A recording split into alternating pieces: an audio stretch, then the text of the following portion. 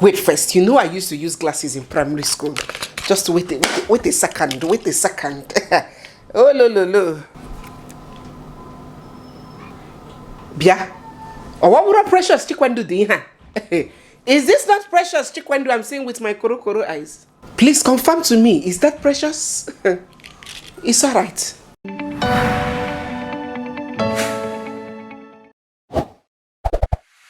So hello guys, what's up and welcome back to my YouTube channel, and welcome to another interesting episode of the crazy week that was with Barrister Neze.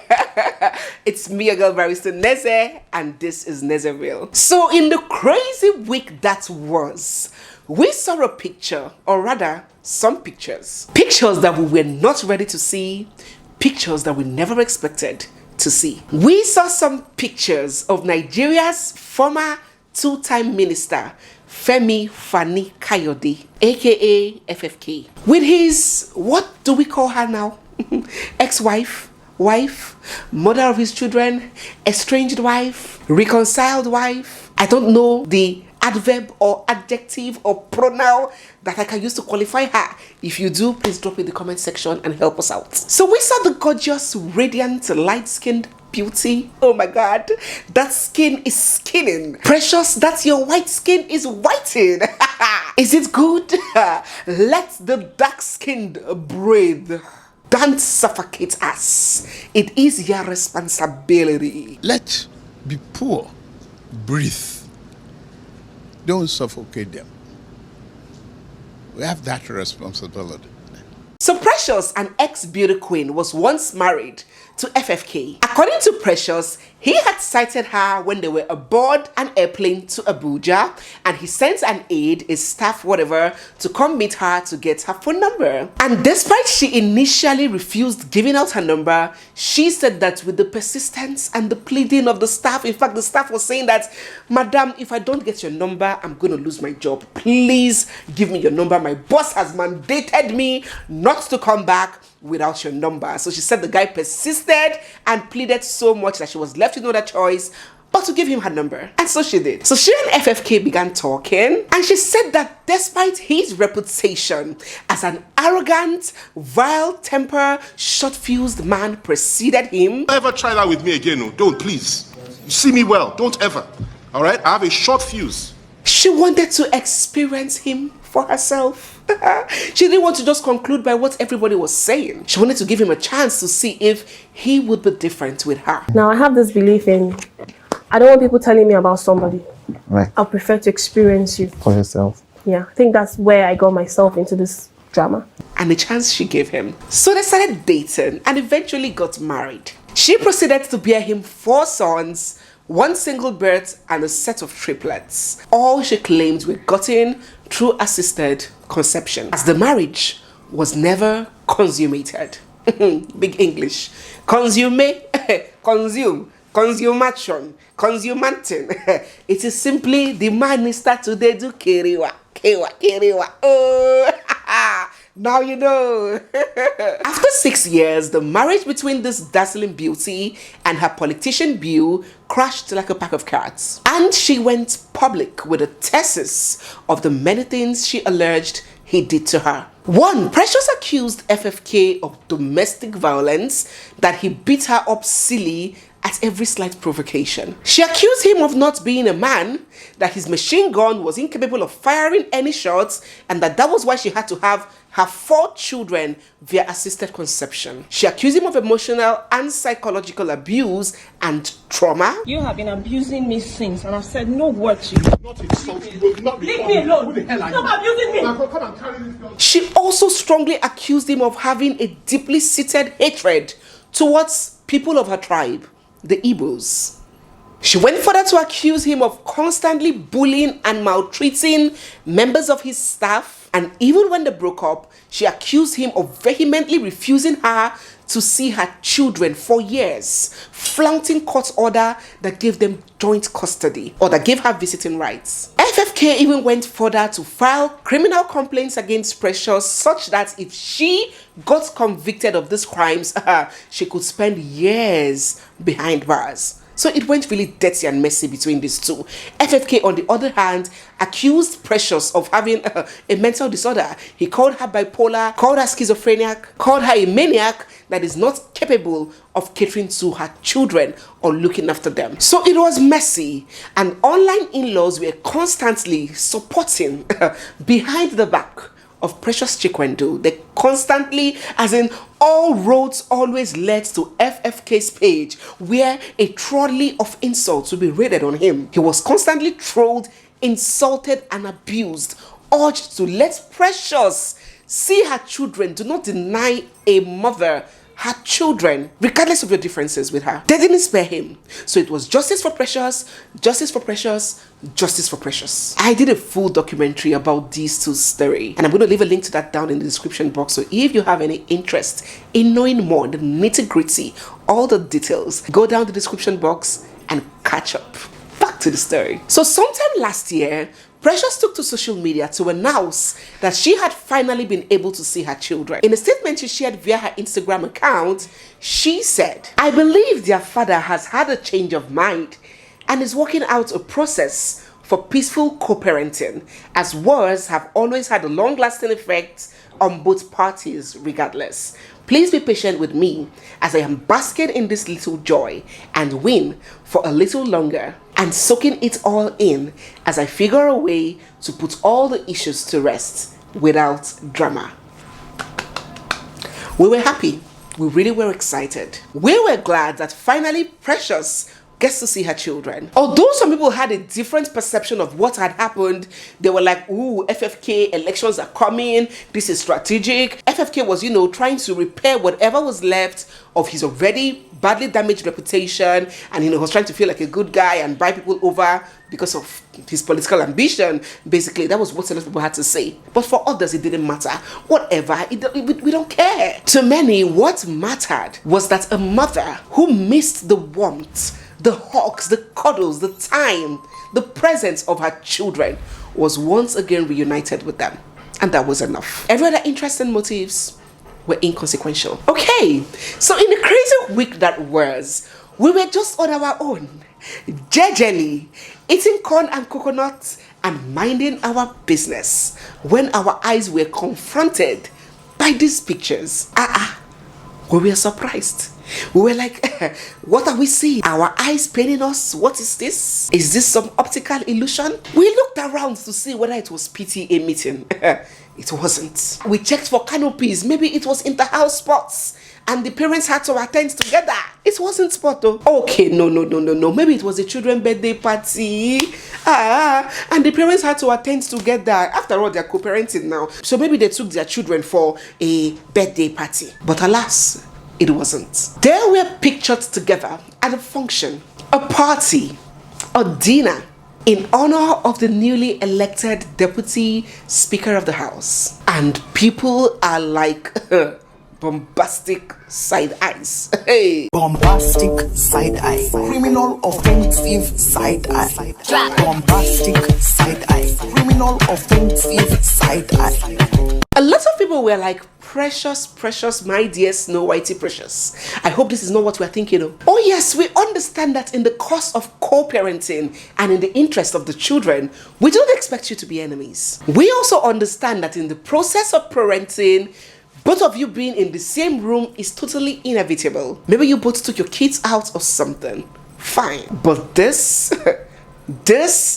attending parties together, political functions together, these people claim that obviously does not have anything to do with co-parenting. And so they asked Precious, can you please mount the podium, grab the microphone and explain what you are doing with this man? This man again. And of course, this sparked up a belief that Precious Chikwendu have eventually reconciled and gone back to the father of her children, FFK. When a lot of people condemned what was happening, they reminded Precious of all the ordeal that she had passed through in the hands of this man. They advised her that it is very possible to be in cordial, good terms with him without coming off as an item without going back as his wife, without having anything emotional or sexual to do with him. They advised her to keep him at arm's length, describing FFK as a narcissist who never changes. They were like, why is it that women never learn? Is it not obvious that this man is trying to use you for his political aim? You know FFK now. I don't want to say the word that Obasanjo said. Or people know what Obasanjo said about FFK. And now that the new government is in town, of course he would want to clinch on some new appointments. And come on, what's minister or what's honorable goes as Mr. without Mrs. Of course he wants, a female, let him do like his fellow mates. Everybody's with their wife. He can't come there alone as a bachelor at 60. He needs a woman figure that would complement his political ambition. That is the thinking of a lot of people. And they want Precious to shine her eyes, because once beaten, twice shy. And if she comes again, there will be nobody carrying that placard for her, screaming justice for Precious. But some others do not see anything wrong in what Precious is doing or has done. They believe that in order to effectively co-parent, Precious has to not only not be enemies with that man, she has to be cool with that man, especially considering the fact that he's the one catering to their financial needs. If you tell yourself the truth, school fees, medication, holiday, it is him. He is playing the pipe, and he's going to detect the tune, whether she likes it or not. So it's in her best interest to play along, anything to be in her children's lives. That is what's important. So if attending functions and being very close to FFK is the only way she can be in her children's life, then that is the sacrifice that every mother will willingly take. So people should leave her alone. So do let me know, guys, what you think about this. If all the rumors are true and Precious is back to the life of FFK solely for her children, do you think it's enough sacrifice? What if that's the only condition that FFK has given her? He is a very strong and highly influential man. Chikwendu, in every normal circumstance, will not win an FFK in courts in Nigeria that we are, if you want to speak the truth. So having exhausted every legal and emotional blackmail and means and failed, do you think that doing what she has to do to be in her children's life, including having to start dating him or him being closely in her life, emotionally connected to her, do you support it, and do you think that it's the right decision? Do let me know what you think down in the comments section. Hi, Nigerians, why? Tell me why. So before we dive into the second story, a big congratulations are totally in order for Hilda Bassey, the Nigerian chef who broke the world record, the Guinness World Record of the longest cooking time by an individual. Hilda Bassey cooked for 100 hours straight with little rest times at intervals, thereby taking the crown from her senior colleague, Lata Tondon, the Indian chef who cooked for 93 hours and was the previous holder of that record. So it's official. Guinness World Record has officially revealed everything and have announced Hilda the winner. But something happened, okay? Instead of the 100 hours which Hilda actually cooked for, it was only a total of 93 hours that was awarded to her. 7 good hours were taken away, and they gave reasons. So according to Guinness World Record, Hilda attempted to set a record of 100 hours. However, almost 7 hours were deducted from her final total because she mistakenly took extra minutes for one of her rest breaks early on in the attempt. So just mistakenly adding extra minutes to her rest time got her 7 hours cut off. While you are going to agree with me that it was such a very, very wise decision for Hilda to have extended the cooking time to 100 hours instead of the 92 or so that she wanted to do initially. If she had stuck to the 92 hours, she would have fallen below her predecessor. So after the 7 hours that were deducted, she still had a total of 93, so still putting her almost 6 hours ahead of Tada Tondon or Lata Tondon. But that is not the gist for today. An epidemic has broken out in town, and I'm the first to tell you. Soon after Hilda broke the record, several other people have taken to social media to begin their own record breaking with their own record breaking agenda. We have the fufu-athon, the man that wants to eat fufu for 3 days straight non-stop. Sleep-athon, a candidate that wants to run for sleeping for the longest possible time. Sex-athon, do I need to explain that one to you? Eat-athon, Gari-athon, the young man who has pledged to soak 2 bags of Ijebu Gari for 48 hours. Aka Aton Kwanu, the young man that wants to teach for 100 hours straight without stopping. There is nothing, no amount of shege that we have not seen in the hands of these Aton people ever since Hilda Bassey broke this record. Everybody on Kulus. But it's alright. In all of these Atons, one particular lady stood out,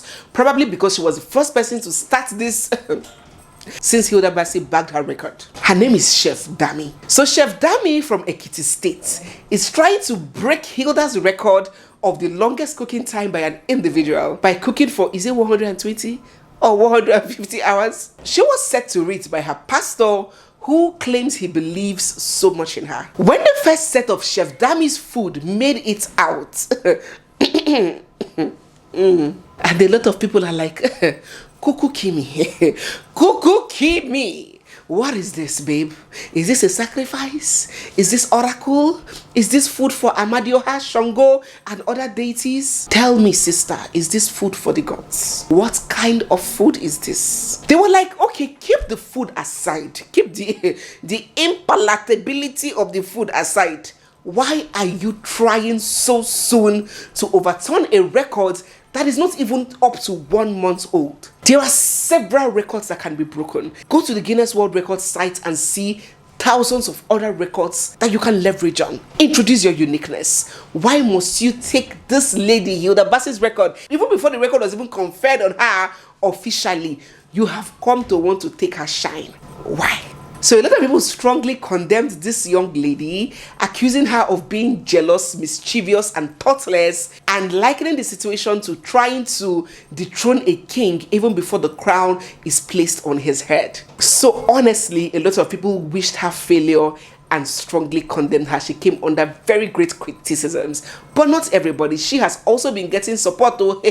Some government officials have also been going to visit her, just like Hilda. These set of people that are supporting her, they even brought in the body shaming line to gather sympathy. They were like, oh, because Hilda is gorgeous, because she has Bassey, because she gather front and gather back, that is why she got attention. Why is Chef Dami? Is it a crime to be slim? Is it? They turned it to a body shaming issue. They believe that this lady has done absolutely nothing wrong, as the sky is wide enough for everybody to fly. And just as Hilda Bassey has succeeded, Dami or any other person that has interest can also give it a try. It is not exclusively reserved for Chef Hilda. So what do you think, guys? What do you think from these two propositions? Do you think that Chef Dami was in the wrong? Do you think it was a little bit too early for this? Do you think she was trying to steal Hilda's shine and divert the energy and attention and traffic to herself? Or are you on the other side? Are you a supporter? Do you believe that nothing wrong, nothing spoiled, it's a free world and she's at liberty to do it if she wants to? Let me know your thoughts down in the comments section. So guys, we have come to the end of today's beautiful episode of the crazy week that was with Barrister Neze. If you're new here or if you've not subscribed, don't forget, don't fail, don't leave without hitting the subscribe button and turning on your bell notifications. Don't also forget to give this video a big thumbs up, drop your comments in the comment section, and stay glued because we have so much more coming your way. It's me, your girl Barrister Neze, and this is Nezeville. I'll see you guys in my next one. For now, bye.